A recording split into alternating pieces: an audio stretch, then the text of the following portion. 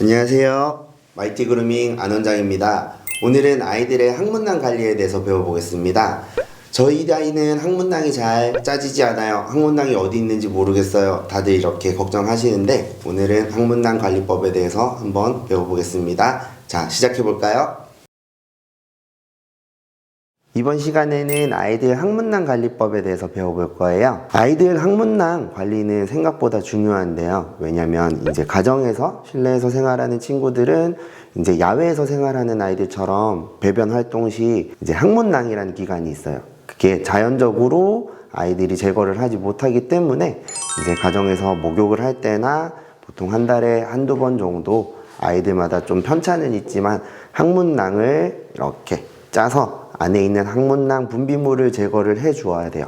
그렇지 않으면 이제 가정에 있는 아이들이 항문낭이 너무 많이 가득 차 있다고 하면 바닥에 엉덩이를 비비는 행동이라든지 그리고 깜짝깜짝 놀랐을 때 엄청 악취가 나게끔 항문에서 분비물이 나오는 경우도 있어요. 그리고 그 찌꺼기가 너무 많으면 항문낭염이라는 질병이 생길 수가 있는데요. 보통 미용을 하다 보면 저희 강아지 항문 근처가 이상한 딱지가 생겼어요. 뭐 강아지가 여기가 너무 빨갛고 헐어있고 궤양이 생겼어요. 항문낭이 보통 강아지들 같은 경우는 항문낭은 여기 시계 방향 6시라고 하면 좌우인 7시와 5시 방향에 항문낭이 있어요.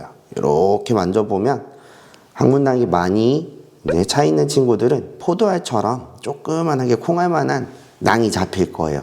이제 그 부분이 항문낭인데 이걸 꼭 제거를 해 주시면 좋겠습니다. 가정에서 생활하는 아이들은 보호자님들께서 꼭 항문낭 관리를 해 주시면 좋고, 또 친구들 중에서 야외 배변 활동을 많이 하는 친구들이 있어요. 가정에서는 볼일을 보지 않지만 보호자님들과 이제 산책을 하면서 바깥에 나갔을 때 꼭 볼일을 보는 친구들은 이제 영역 표시도 하고 여기저기 많이 산책 시에 대변 활동을 하기 때문에 그때 자연적으로도 많이 항문낭이 배출이 된다고 해요. 하지만 꼭 이렇게 가정에서 오늘 이 시간에 배워보고 본인들 애기들을 이렇게 만져봐서 항문낭을 제거를 해줘야 되는 친구가 있다면 제거하는 걸 배워보도록 할게요. 항문낭을 이렇게 제거를 할 때 우리가 주의해야 될 사항이 몇 가지가 있는데요. 일단은 강아지 애들에게 중요한 것은 너무 심하게 항문낭을 압박을 하는 경우에는 오히려 또 염증을 유발할 수도 있고,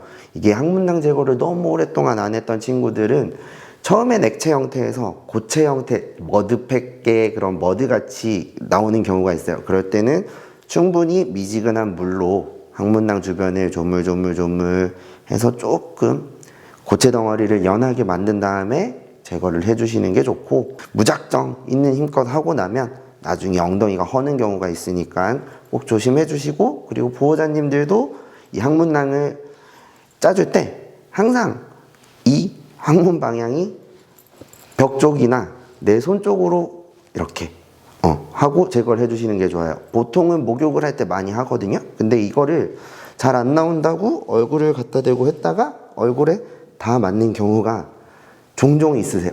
근데 이게 엄청 악취가 심하고 세수를 해도 냄새가 안 지워지는 기분이 들기 때문에 꼭 튀지 않도록 벽면이나 이런 자세를 취해서 손 쪽으로 들 수 있게 해주시고, 손이 힘들면 아무래도 고무장갑 같은 걸 이용하면 마찰력이 있기 때문에 피부가 잘 미끄러지지 않아 가지고 조금 더 잘 되기도 해요. 그래서 내 손을 더럽히기 싫다 하시는 분들은 고무장갑 같은 걸 이용을 해서 해주시면 될 것 같습니다. 자, 가정에서 목욕 없이 항문낭을 제거를 한다고 하면 강아지 향수 같은 스프레이나 방향제를 꼭 준비해 주시고, 물티슈나 휴지 등을 이용해서 제거를 할 건데, 자, 아까 말한 것처럼 여기 7시와 5시 방향에 말캉말캉한 낭이 있어요. 이때 무작정 올린다고 되는 것도 아니고 꼬리를 놓아서도 안 돼요. 우선 꼬리 뿌리 부분을 잡고 최대한 꺾어주세요. 그러면 여기 파묻혀 있던 항문낭이 나오거든요. 뚱뚱한 친구들은 좀 힘들어요. 불독이나 이런 아이들. 그래서 최대한 꼬리를 꺾어야 바깥쪽으로 항문낭이 나옵니다.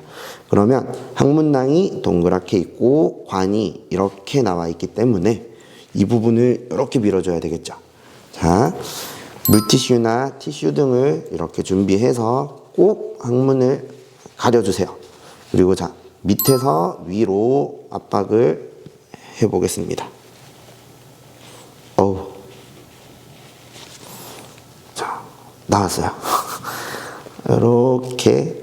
근데 이게 악취가 아주 심하기 때문에 꼭 조심해 주시고 어디 묻지 않게.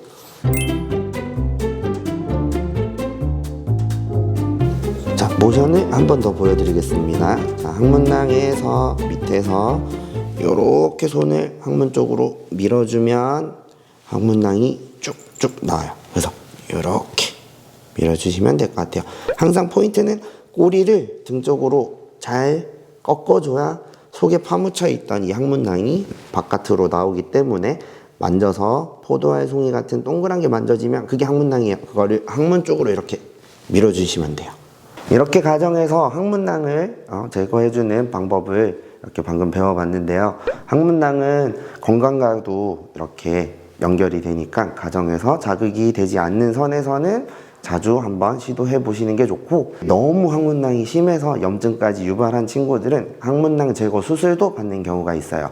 그렇지만 수술 자체를 하지 않기 위해서 가정에서 보호자님들이 편하게 이렇게 방금 알려준 대로 항문낭을 제거해 줄 수가 있으니까 꼭 유의하셔야 될 거는 압박을 너무 강하게 하지 않는 것, 그리고 나오지 않는다고 그 부위를 너무 세게 압박을 해버리면 오히려 항문낭이 터진다거나 안 좋아질 수가 있으니 방향을 배운 대로 잘 활용을 해서 천천히 부드럽게 마사지를 해서 제거를 해주시면 좋겠습니다.